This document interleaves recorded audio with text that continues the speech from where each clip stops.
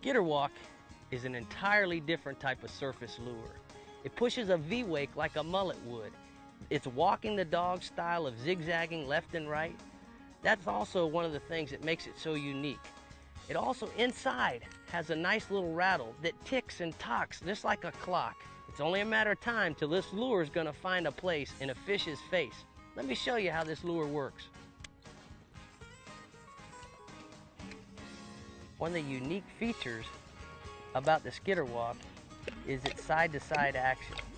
It's called walking the dog. And how do you make the skitter walk walk the dog? Well, two things. You got to keep your rod tip nice and low, as well as you got to make sure that you don't reel the reel too fast, because then you won't have any slack. It won't be able to go left and right.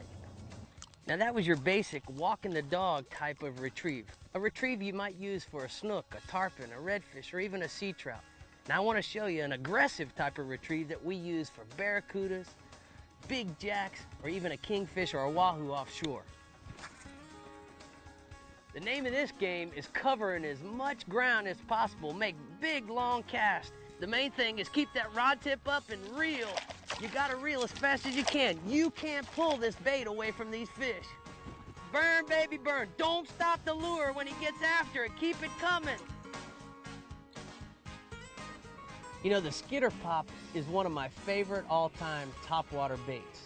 The chugging sound that it makes, whether I'm inshore or offshore, really attracts fish. Let me show you how this bait works. You know, the flats are a real quiet and subtle place. And one of the keys to working these skitter pops are that you want to make little tiny pops. You want to keep the bait moving. You do not want to chug it real hard. I think because the flats are so quiet that if you chug it real hard, quite often you'll offend the fish or you'll spook them. It really helps to keep the rod tip down, because if you have the rod tip up, a lot of times it makes the skitter pop, you know, jump out of the water. So I think it's best to keep your rod tip down.